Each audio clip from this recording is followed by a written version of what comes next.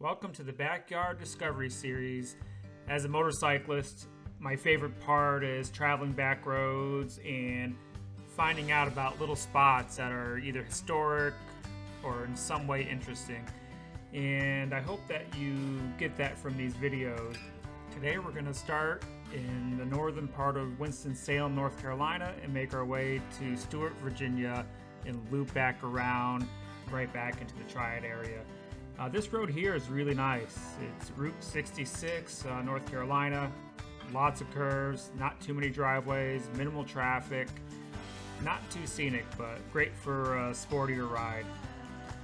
And here's a map of the location of 66. Just the northern part is really good. And one of the places we're going to check out today is the lower Cascades in Hanging Rock Park. This is a nice place to go visit in the summertime, especially if you have kids. There's a little pool at the end of the waterfall, which you'll see. The trail to get there is actually really nice, and it's about a half-mile long.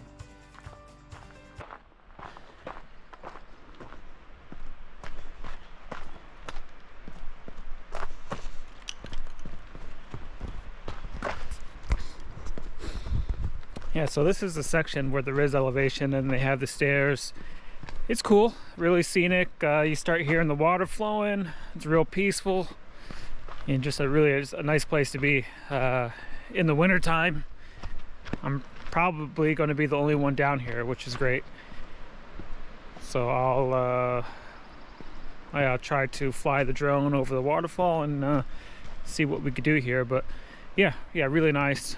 Obviously we're in a gorge, and the water's flowing pretty good, as you might be able to hear on the camera at this point.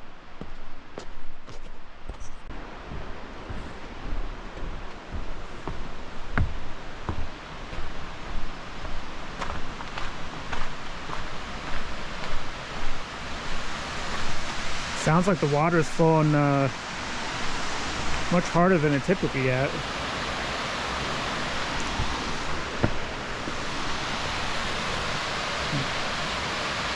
There's the waterfall. We're going to get much closer to it. This is on the top of the steps. It's actually flowing pretty good, which is going to be fun to see up close. I'm sure the water is freezing cold this time of year, so I'm not going to get into it, but we'll get right next to the pool and kind of show you guys what it's like down here. Typically we'll bring lunch and hang out here for a few hours. It's just so peaceful out here.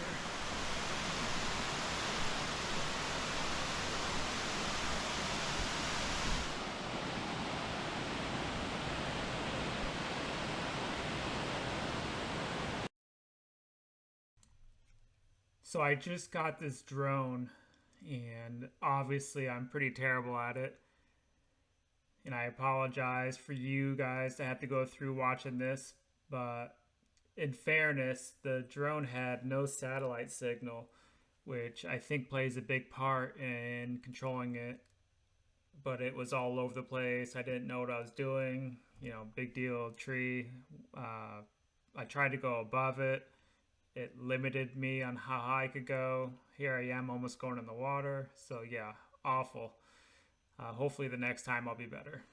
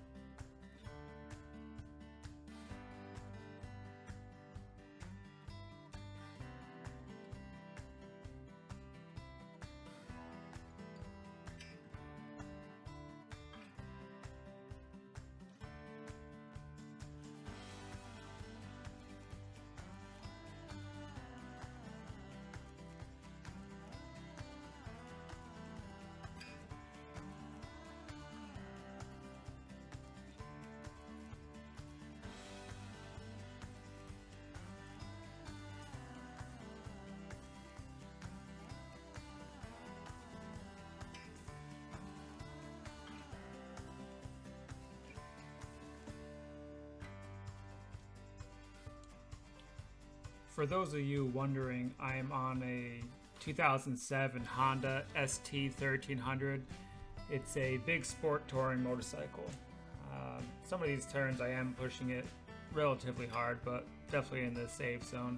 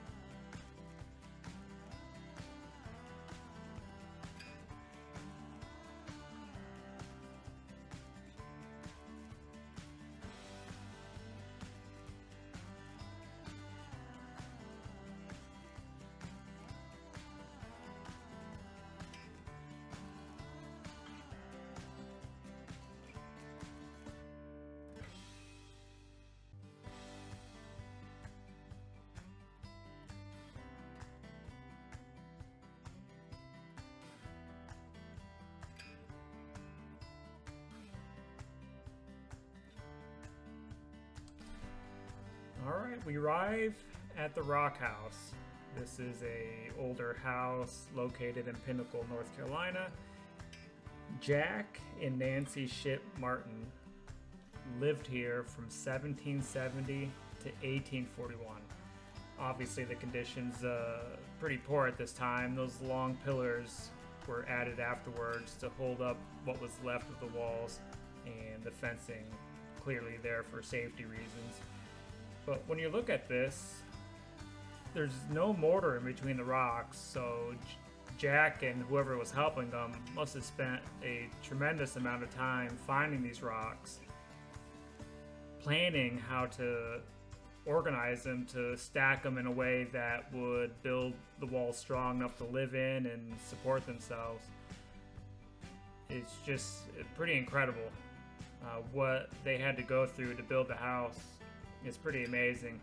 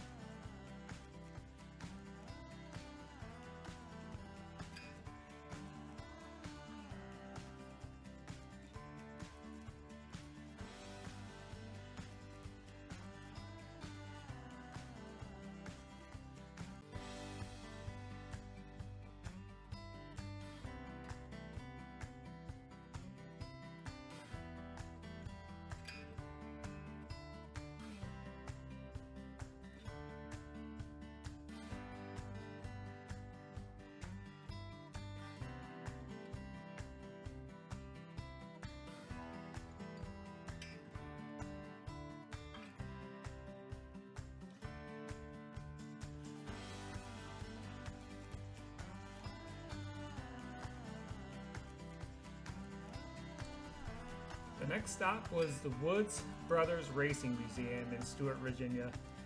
And I'll be the first to admit, I'm not a huge NASCAR guy, but I do love anything motorsports, and I was excited to stop here. This all started in 1950 with Glenn Wood. He got into racing, and it just took off from there. The whole family got involved, and that's one thing that you'll get out of this is it was very much a family atmosphere, and everybody was very close. This little car was really cool. It might be possible that an adult could fit in it, but it looks like it's just a prop and it doesn't function and whatnot. But all kinds of stuff here. Here's an old flathead Ford racing engine, but there's many rooms. Here's most of the race cars. I always like the older stuff, but everything's really clean, really well presented and taken care of. I highly recommend you come visit the place. It's free to start off with, and there's just tons of information and heritage and a lot of neat things to see if you do like racing of any kind, really. But here's a little glimpse of what it's like inside, and hopefully you get a chance to visit the facility yourself.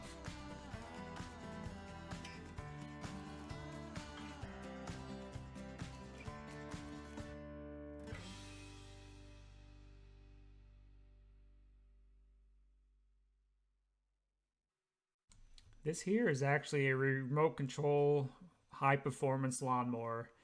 Obviously, it's probably never been used, but pretty neat. These legend cars must be so much fun to race. Um, yeah, if I ever had the opportunity to try one out, I'd definitely take it.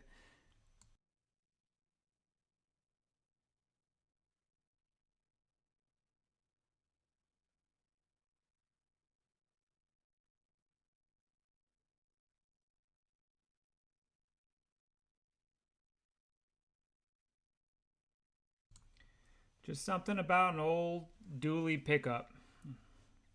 And after the museum, I stopped by the pizzeria and bistro right downtown and got myself some lunch. So this is 58 westbound out of Stuart, Virginia. It's actually a beautiful section of road, but currently there's a lot of construction on it, a tremendous amount of clear cutting. I'm assuming they're doing something pretty drastic to the road, whether it's straightening it out or adding lanes. It was pretty sad to see all this, really.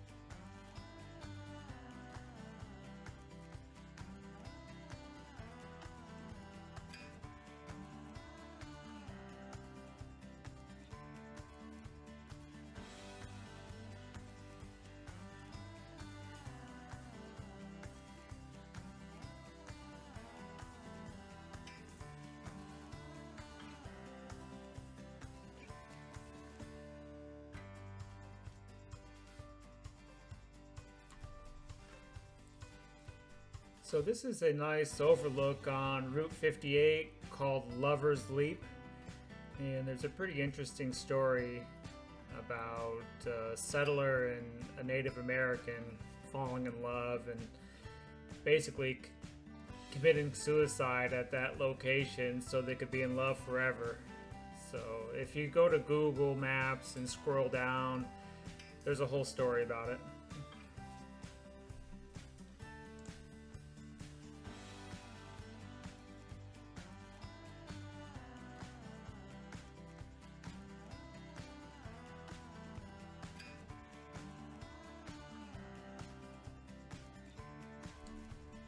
So we make our way to Mabry Mills, which is just north of Route 58 on the Blue Ridge Parkway.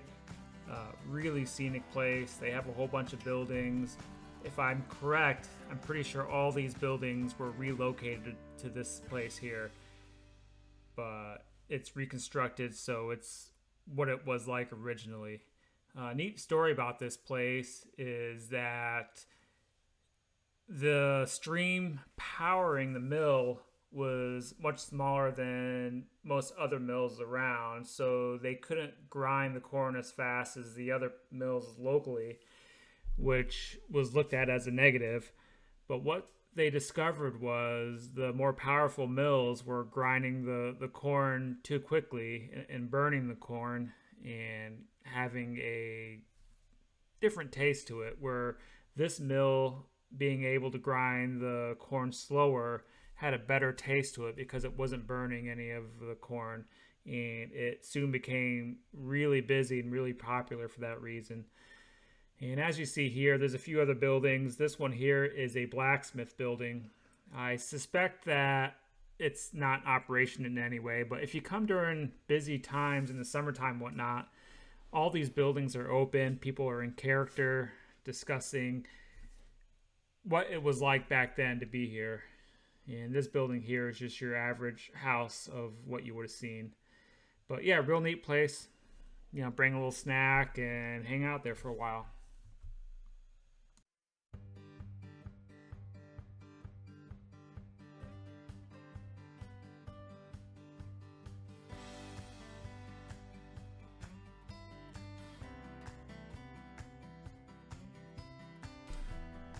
So this is the Puckett Cabin.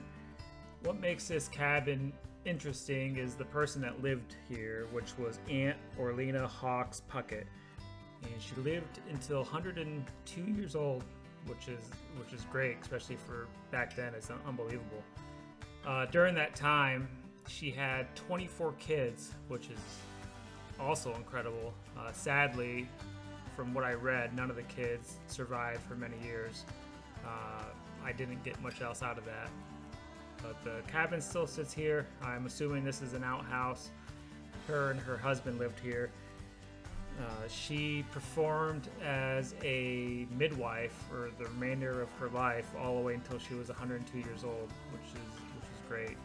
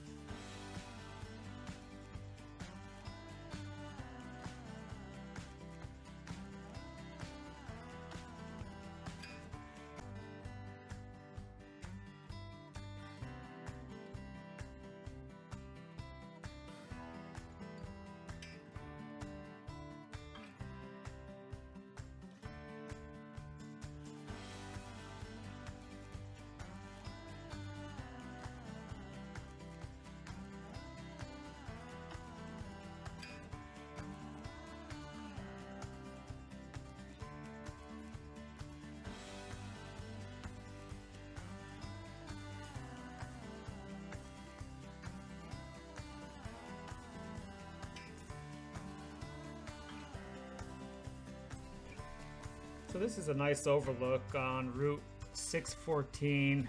It's called Angel's Overlook. The road here is really nice. I recommend going northbound on it just because it's mostly going uphill. It's a little bit more fun on a motorcycle to come out of the turn with the gas on early. But yeah, real scenic. There used to be a picnic table there. For some reason it's not there anymore. But this is a road you should check out at some point. There is a little bit of gravel during the winter time, but as long as you're taking it easy, it's not bad.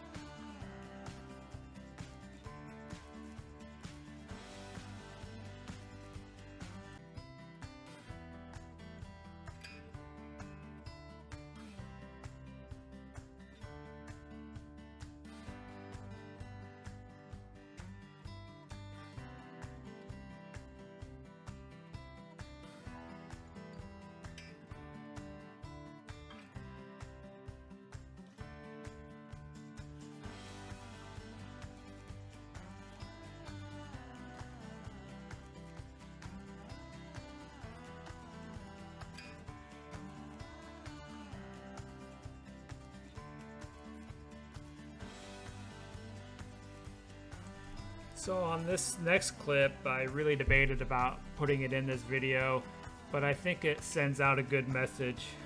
We had a situation where a dog ran out after my motorcycle and ran behind me, and the rider behind me wasn't able to avoid the dog and ran over the dog. It's obviously a safety hazard for the dog, for the motorcyclists, and just in general for anybody in that area. If your dog runs out into the road and it's a common situation, I hope you recognize the safety concerns and you know, maybe invest in a electric dog fence or just a fence in general, or just put the dog on a leash when it's outside. But yeah, super unfortunate. We felt terrible about it. The owner was planning on bringing the dog to the vet, but it was clearly in a state where it likely wasn't going to make it.